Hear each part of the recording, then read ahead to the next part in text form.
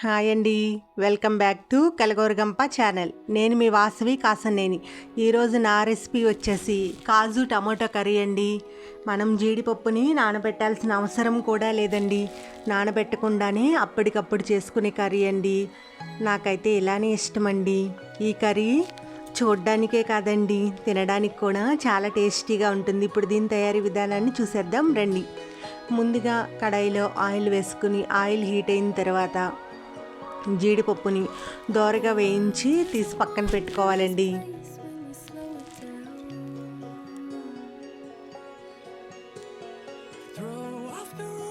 ఇంట్లో కూరగాయలు ఏం లేనప్పుడైనా సరే 2 టమాటాలు ఉంటే ఎక్కువగా చాలా టేస్టీగా ఈ కర్రీని చేసేసుకోవచ్చండి.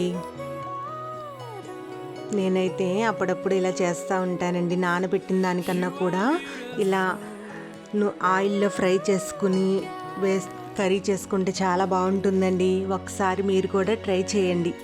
ఇప్పుడు అదే బాండీలోనికి ఉల్లిపాయ పచ్చిమిర్చి ముక్కలను తీసుకొని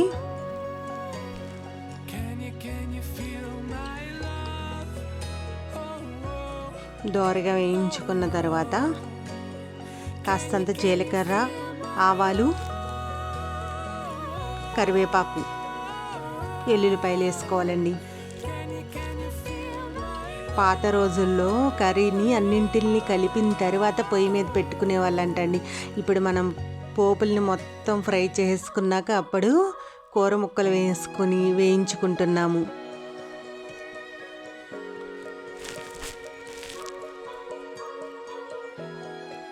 ఇలా ఇది కాస్త గమ్మునే మగ్గిపోవడానికి కాస్తంత సాల్టు, పసుపు వేసుకొని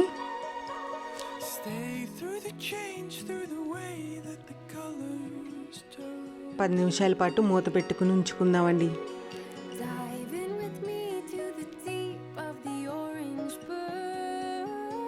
నేను కాస్తంత మగ్గితే టమాటా ముక్కల్ని వేసేసుకుంటే అవి కూడా గమ్మునే మగ్గిపోతాయండి.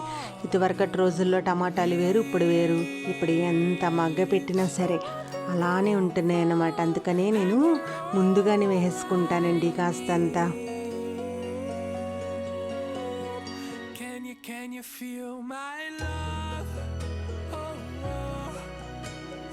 ప్యూరీ అయినా వేసుకోవచ్చు. ప్యూరీ కన్నా ఈ కర్రీలో ఇలానే ముక్కలుగానే బాగుంటుంది.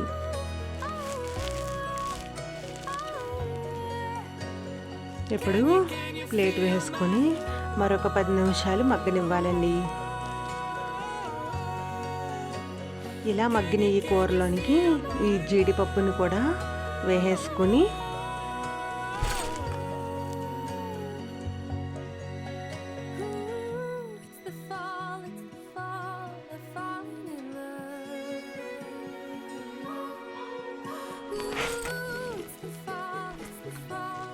ఉప్పు, కారం, వాటర్తో ఉడకనిస్తే ఒక పావు గంట పాటు జీడిపప్పులోనికి ఆ ఉప్పు, కారం, పులుపు లాక్కొని బాగుంటుందండి.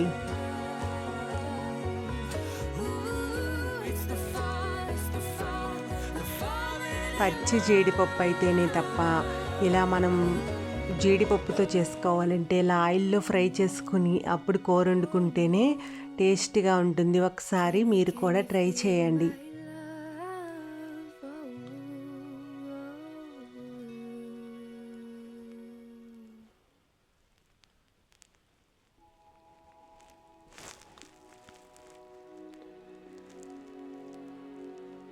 కాస్త వాటర్ని పోసేసి మరొక 10 నిమిషాల పాటు ఉడకనిచ్చి గరం మసాలా పొడి వేసుకొని దించేసుకుంటమేనండి. వాటర్ అంతా ఇంకిపోయేదాకా ఉడకనివ్వాలన్నమాట.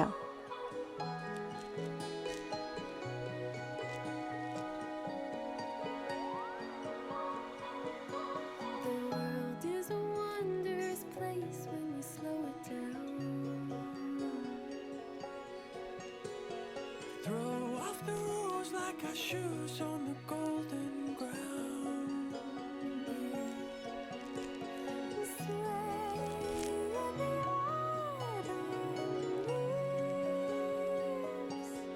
You are beautiful.